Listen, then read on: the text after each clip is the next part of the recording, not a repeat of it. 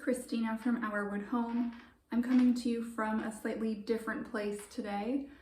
This is my husband's office at home, which also doubles as a workout room. I just felt like a change of scenery for this video. I don't think I've ever filmed anything in here. It's pretty empty, so it's also kind of echoey, and I'm sitting in his desk chair, which is a little bit squeaky. So I apologize if it makes noise while I'm filming this. I like to do a lot of videos and do a lot of posts on my blog and social media about homemaking and why I think it's so important, and just tips to be a more productive homemaker and how to find contentment in it. And I think it's so important that we have those resources available to us.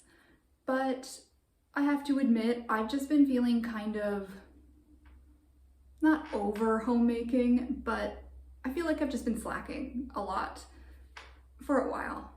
I guess it started in November 2021.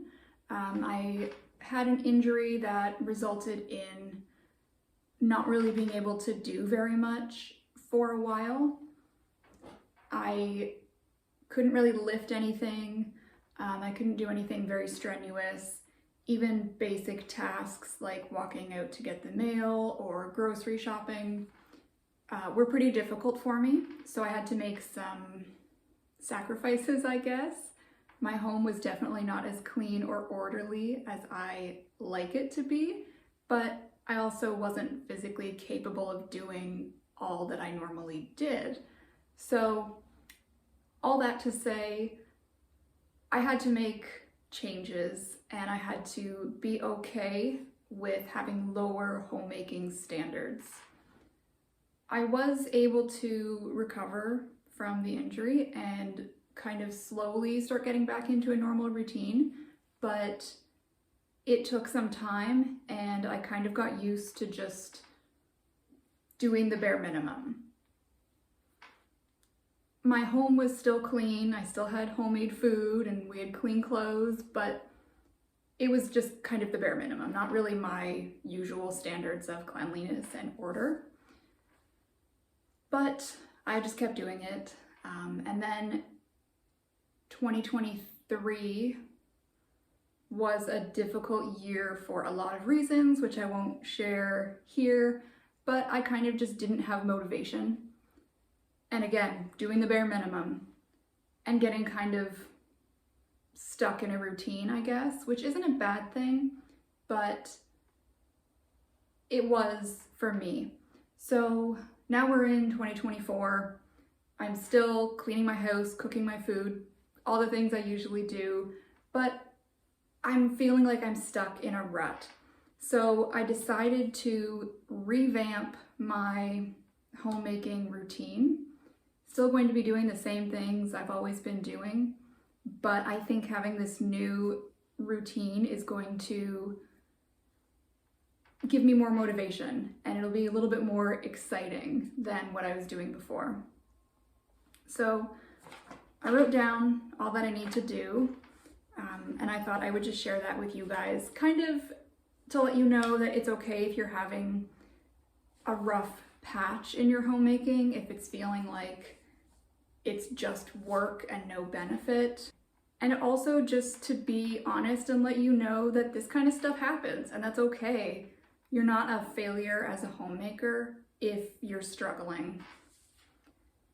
I should also add, in case you don't know, it's just me and my husband. We don't have any kids, so my day is going to look a lot different than somebody who does have children. I also don't work outside the home, so homemaking is my full-time job. So I used my own advice to make my routine. I shared how to make a routine or a schedule in my previous routine and schedule videos, which I will link in the description of this one. I already kind of know what needs to be done in each room of my house when it comes to cleaning, because I've lived here 11 years. I've cleaned it many, many times. So I didn't write a very thorough list of everything, just kind of generic. I also broke it down into tasks I'm going to do every single day, tasks for each day of the week, and then a few tasks that don't need to be done as often, just monthly. I already make the bed every single day, so in addition to that task, I'm going to make it a priority to sweep the living areas every day because I have 3 pets and they make a lot of mess. Also wipe off the counters in the kitchen every single day. This is something I think that I just do throughout the day without even really noticing it, but I want to make sure that I'm doing one last swipe of the counters before going to bed.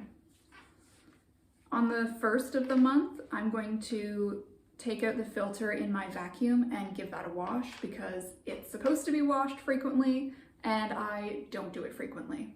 At the end of the month, I'm going to wash all of the curtains in the house. There's not a lot of curtains, but they're all pretty long and wide, so I think I'd have to do it over a few loads.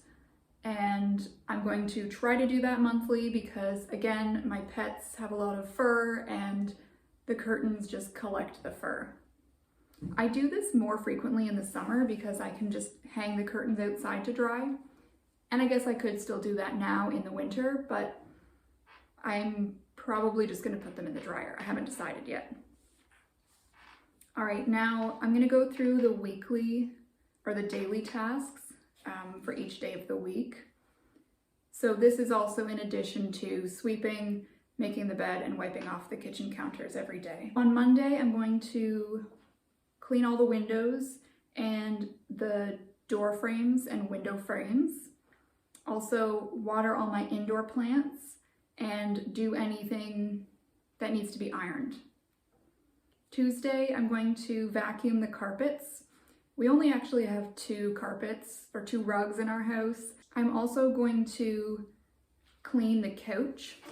I guess I should say defuzz the couch because I've got blankets on it to keep most of the pet fur contained, but there's still fur everywhere. And we've got 2 couches, they're both pretty big. I'm not going to do a full deep clean where I take the cushions off. I think I'm just going to use a little lint brush to get most of it off and then maybe vacuum just across the top of the cushions.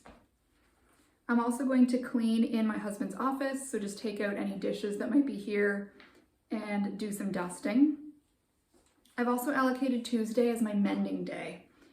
I constantly have a basket of things that need to be fixed or altered, and I just tend to do it whenever I have time or whenever I feel like it, but the pile can quickly add up. So I want to dedicate a specific day to tackling whatever I can in that mending basket. On Wednesdays, I'm going to clean up the laundry room and sweep the basement, or maybe vacuum the basement, I haven't decided, but I'm going to clean the basement. Also, I wrote down dust walls in the house, and I don't really mean like take a duster and go over the entire wall. It's more like there's certain areas where dust tends to gather, such as behind side tables or furniture. So I want to make it a point to take a rag and just wipe behind those things. I'm also going to gather up all the recycling on Wednesday because our recycle day is Thursday. So I want to have that ready to go first thing Thursday morning. On Thursdays, I'm going to dust the dining room, including wiping off the table and the chairs. And we also have bookcases in there, so it's a lot. I'm also going to change the tablecloth in the dining room and wipe down basically a wall of railing in my kitchen dining room. It separates from the sunken living room and it gathers dust very easily. On Fridays, I'm going to clean the main bedroom and my sewing room, which has cat stuff and also my treadmill. I'm also going to dust out the really high corners in the house. So we've got pretty tall ceilings in all the bedrooms, all the living spaces, and cobwebs and spider webs and everything accumulate very easily up there. And it's really a pain to clean, so I don't do it as often as I should, but I'm going to make an effort to do that moving forward.